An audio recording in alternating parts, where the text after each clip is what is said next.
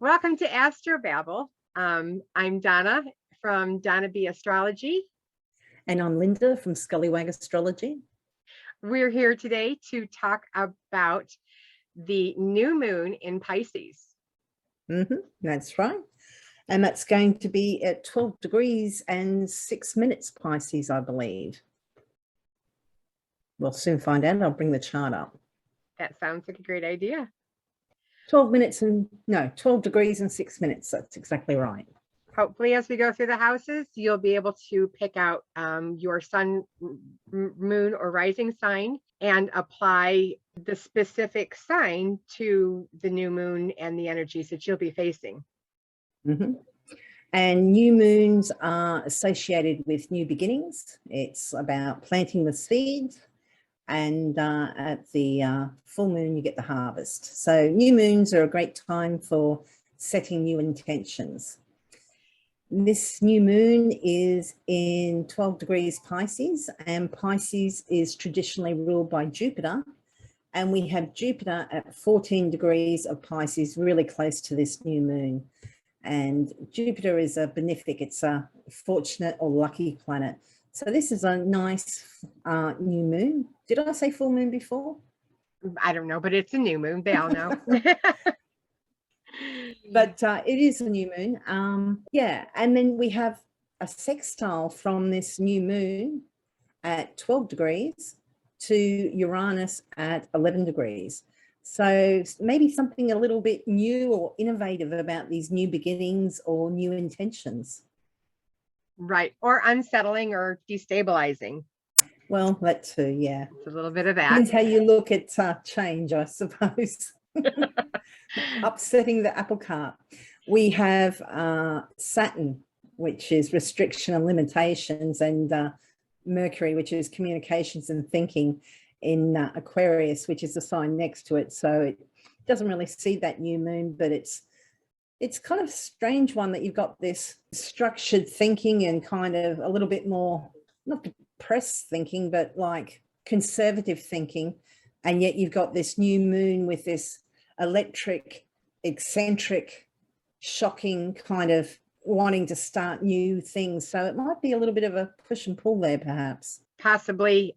I would suspect that, looking at Venus and Mars, they're still doing that dance back and forth over together and trying to entice Pluto into their tango.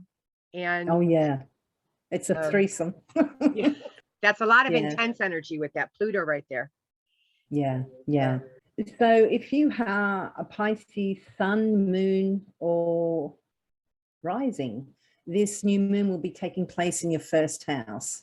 So this is the house of your appearance and your vitality. So you might be wanting to, have a little bit of a new look, a revamp of how people see you or view you. You might be wanting to, take control of your vitality and health. You might be wanting to improve that in some way.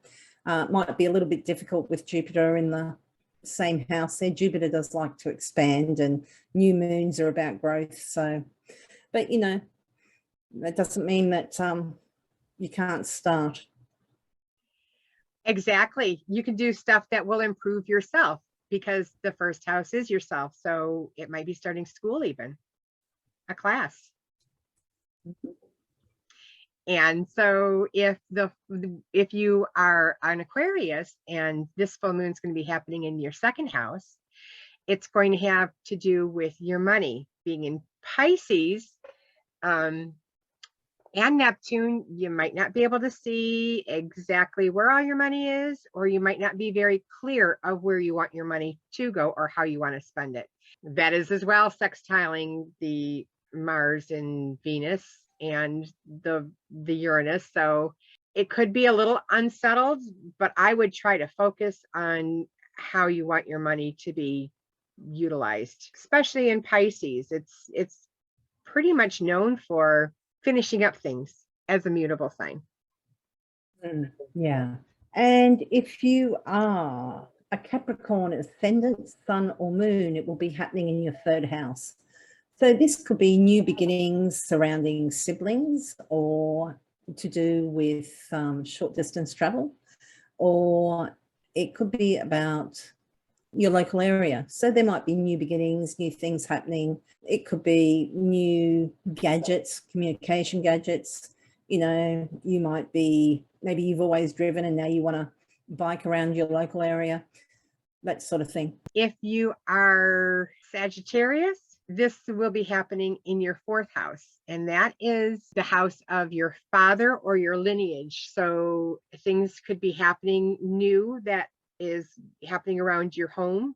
Your father might be doing some new things. So it will have all that energy around the new stuff in your father and where you come from, your home, your lineage, your ancestors. That's all 4th house stuff. And that's where the new moon will be happening. And if you are a Scorpio, sun, moon, or rising, this new moon will be happening in your 5th house, which is a fun house. So this is to do with children, our children, and creativity and fun topics.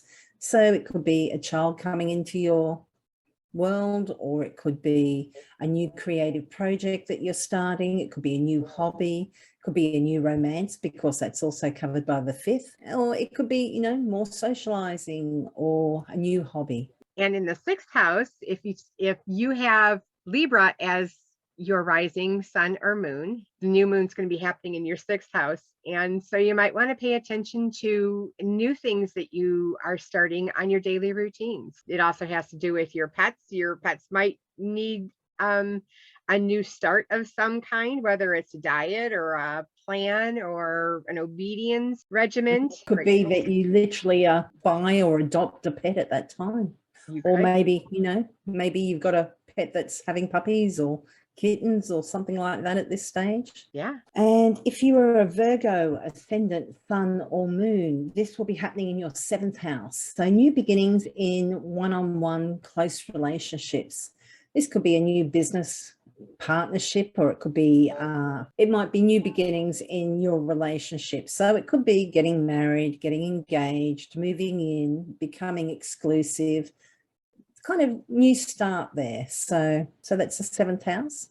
That's great. For the 8th house, if you are a Leo sun, moon, or rising, it's going to be happening in your 8th house. And it's going to have to do with the money of other people. So wills and trusts might be a good thing to start right now. Make sure you have those in place. Could be a good time for a loan too, or taxation matters, or insurances. Here in the country, in the United States, we have tax season coming up, so time to think about other people's money. And if you are a Cancer, ascendant, sun, or moon, this will be in your 9th house. This is the expanding your horizons section of your chart. So you might be starting a new course of study, higher education, or you might be setting out on a new adventure to a new city or a new country, traveling. You may be investigating other cultures or beliefs, or it could be something to do with religion. It's usually something that's a little bit beyond. If the 3rd house is all about what's familiar to us, the 9th house is what's not familiar with us. To us, yeah, start again. So yeah, new things, expanding your horizons, maybe looking into something that's a little bit different to what you've been exposed to in the past. Things that are far away, for sure. And then moving on, if you are a Gemini rising, sun, or moon, chances are most of this stuff it really works with the rising sign. If you don't know your rising sign, the sun or moon, take a good 2nd or 3rd, but the rising sign is really what we're going for here. That being said, if Gemini is your rising sign, this full moon is going to be taking place in your 10th house, and this is going to have to do with what you're known for, or it could have a lot to do with your career. So these new things, you might have a new project at work, you might have just anything new of what you're known for. If you belong to a group, you might start something new. So whatever you're known for is where this is going to show up for you. Yeah. And it could be a new boss too. Could be. Hopefully a good one. Hopefully. And if you're a Taurus, sun, moon, or rising, this will be happening in your 11th house. So this is a house of groups, friends, and organizations. It's also your hopes and dreams. So you might be, you know, making new friends, or you might be joining new groups. You might be starting new projects with friends or groups. It's the house of networking. So you might be networking more. And or hopes and dreams. Maybe you're kind of making a start on something that you've wanted to do for a while, and now's the time. And if so, that's great, because that Jupiter, very close to the new moon, ruled by Jupiter. Yeah, that seems pretty good. It gives the energy of expanse for any of these things, that Jupiter And the so enthusiasm. close. Yeah, the enthusiasm too. Yeah. Yeah. And especially with the 9th house.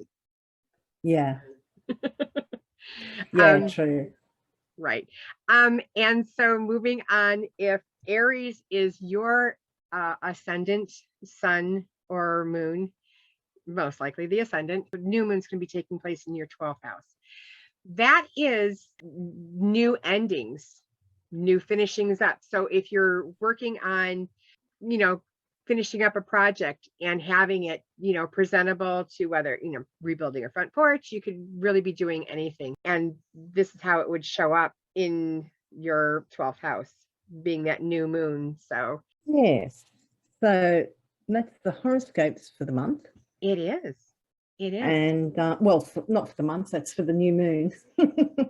But we're going to have a look at where some of the other major aspects that are coming up between this new moon and the full moon in Virgo, which is on the 18th of March. So we have the new moon on the 2nd of March. And at the time, you can see that we've got that Jupiter really close to the sun and moon, which is the new moon when they're together at the same place. We mentioned the sun and moon having just passed that sextile to Uranus. Mm-hmm. And the Saturn and Mercury, that conservative thinking Right. will just happen, because you can see that Jupiter's just passed Saturn. So it's already in the rear view, but it's still very close. So it will be still felt at that time. So on the 3rd, we have Mars and Venus come up and conjoin, or they're conjunct Pluto, and then they're going to quickly pass him, because they're moving pretty quickly at that time. Pluto brings intensity, depth, sometimes power struggles. So with Venus, that could be quite interesting. Could be obsessive love. Could be jealousy. Could be yeah. Could go either way.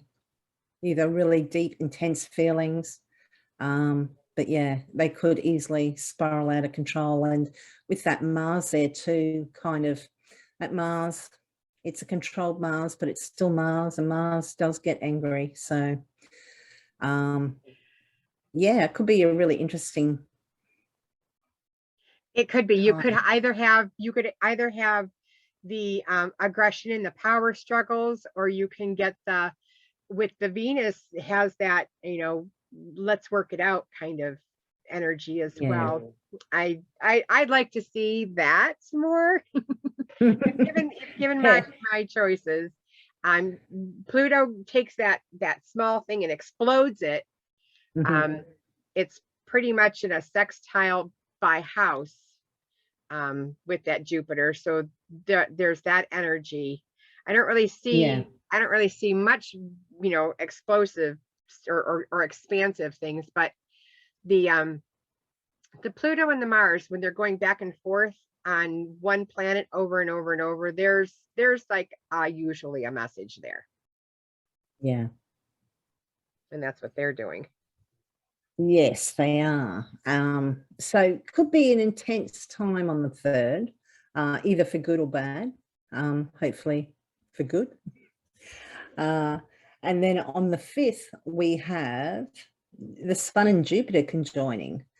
So you can see Jupiter up here with the Sun. It's going to soon, well, the Sun has already passed Jupiter. So it's starting a whole new cycle. It's the new synodic cycle for Jupiter. So it'll be a nice young Jupiter. It will be reborn. So, and in the sign of Pisces is nice because it rules Pisces. So yeah, it's in its own domicile there. It has a lot of dignity, so it does get to speak louder. And that Jupiter is enthusiasm and generosity and wisdom. It's a lot of really nice things. So yeah. And then on the 6th, the next day, we have Venus finally catching up to Mars and passing it, because earlier, a couple of weeks ago, Venus was actually had Mars chasing her, and Mars overtook her, and she's finally caught up enough to overtake him now. Overtake him. Yep. That back and both, forth on that power struggle. Yeah, well, that was it's been a month that they've been really super close together and traveling together. So they'll be together till about the 12th of March before they move beyond that 1 degree away from each other. And they've just moved into Aquarius. So Mars has kind of lost some dignity because it was very, very strong in Capricorn. In Aquarius, it's not in detriment, it's not in a bad position, but it's not as strong as it was. And Venus, Aquarius is a unusual sign. It's kind of got that offbeat, avant-garde type feel to it, hasn't it? It's just very left of center. Yeah, the modern ruler is Uranus, so that's where I think it gets that out of the box, or unusual energy that Uranus is known for. But that's the hardest thing I had coming from modern astrology to Hellenistic, was giving up Uranus as the ruler of Aquarius, because it just made so much sense. But Saturn is the traditional ruler, and Saturn is as well known for causing disruption. Well, it's those boundaries. It's like Capricorn kind of is on one side and kind of maintaining it, and then Aquarius is just like, yeah, well, I've gone beyond that. Yeah. Or no, I'm not doing that. Yeah, it's kind of like, yeah, I saw your boundary, I kind of leapt over it, so what are you going to do? Yep. On the 9th, we have Mercury moving into Pisces. Yeah. So Mercury is communications and thinking and learning, and it's moving into Pisces, where it's what we call in detriment and in fall. And yeah, it's kind of like, yeah, it's not a good position for, not real happy, Mercury. Being opposite of its domicile and exaltation, Virgo. Yeah, Mercury is not that happy. And then with Neptune in there as well, I would make sure that you're checking contracts. Particularly later in the month when that Mercury comes up and conjoins Neptune. That should make for an interesting day. Yeah, just while Mercury's in that same house as Neptune, I would. Yeah. Good time for creative stuff though, particularly when it does come up to conjoin that Neptune. So well, yeah, it would give you it would allow you to have that freedom, that no boundaries, to think beyond that, out of the box. So if you do have a problem, this is the energy that you're waiting for, because you got Jupiter to help with the Sun, Neptune, Mercury. You could really fix some problems that you might be facing. With Pisces, Neptune is the modern ruler, so it's interesting. Yeah. Yeah, try to use the energy. Don't go like I can't do anything and all I'm going to do is drink all month, but Oh try to use yeah. the energy to do something positive. You got Venus, Well, you know, for Jupiter all in that there. Mercury in Pisces gets a bad rap. I mean, Abraham Lincoln was a Mercury in Pisces. I have a feeling that Galileo was like, he was either Mercury in Pisces or Mercury in Sag, which is another place where it's in detriment. So they just think a little bit differently to other people. So that's my excuse. I'm a Mercury in Pisces, so. Well, I have yeah, Jupiter in it's Pisces, just, so I'm all about groups. oh, well, there you go. You know, it's just different, and you know, what can you do? You work with what you're given. So That's I right. kind of like it, actually. Embrace the red kitchen is what I was when we bought this house. It was a red kitchen. It was like, well, what do we do with all that red? Oh, red kitchen, because they say that like McDonald's and that used red and that kind of, you know, because it's supposed to promote eating. No, So. we had the Red Wings win the Stanley Cup that year, and we decorated it with the Red Wings logos. We worked with what we had. Anyways. So now we're going to the 13th. Yep. Where we have, oh, this will be fun. We were talking about confusion. We're going to have the Sun and Neptune together. So we were talking about how Neptune has that, it's got no boundaries. It's kind of just think of limitless. Water. Think of water. It's kind of like the ocean. You kind of look and look and look and look, and it just goes on forever. And Neptune can be a little bit like that. And with it conjunct the Sun, that can be a little bit, can kind of sap your energy a little bit, because the Sun is our vitality and, you know, also our intelligence. It's our essential self, actually. So, right. So yeah, so really good time for daydreaming in lovely Pisces, and we'll have Mercury and Pisces there to help, and Jupiter as well. Oh my goodness. Yeah, don't try any difficult tasks. don't operate heavy machinery with this. Yeah, but a really nice time for daydreaming and floating along on a cloud. I know there will be a lot of, in the United States, St. Patrick's Day celebrations are starting. Nice. Yeah, actually, I saw one on Facebook, and I remember thinking, getting in early. So yeah, I know Detroit is playing their they have their big things, or Thanksgiving, St. Patrick's Day parade. Nice. In an Irish part of town. Yeah, St. Patrick's Day is very popular down here too. Yeah, we got a lot of Irish immigrants from way back. Yeah, and I have that Irish Neptune. in my heritage too. Pardon? I have Irish in my heritage too. Oh, I meant Australia in general, because a lot of them immigrated, or some of them were forced to immigrate. But yeah, that Neptune will be starting a whole new synodic cycle too. So it'll be interesting. But yeah, you might not feel.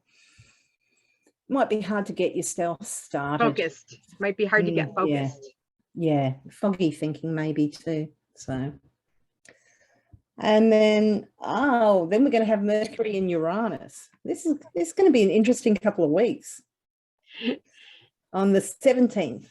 It is. So that is St. Patrick's Day. So it is. It is. Mercury sextile Uranus. Okay, it's going to be conjoined Jupiter. It's close. It's not super close. That Sun and Neptune are still going to, I think there's going to be some fun times had. Right.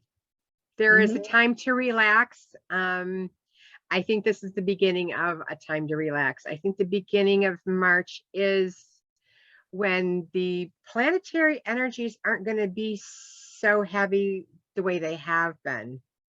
Yeah. And if I remember correctly, I know somebody, mutual friend of ours, was talking around about 8th of April or something is like a really good day, like astrologically. Yeah. We have a wedding coming up in our family. Oh, nice. For the April. 8th of April? April 9th, I think it is. Yeah. Ah, nice. So Very nice. Well, this mutual friends in Australia, so that would actually, I can't do it backwards. So it might actually be no, it would be the 9th here and for it to be the 8th there. But yeah, who knows? Maybe it'll be really, really nice. So it's still a nice. I'm sure it will be. Good Lord. Yeah, I was talking about this, the actual, whatever this super thing was supposed to be. Yeah. See, this is Mercury and Pisces in action. I get very. It's good to have such a good easily. example.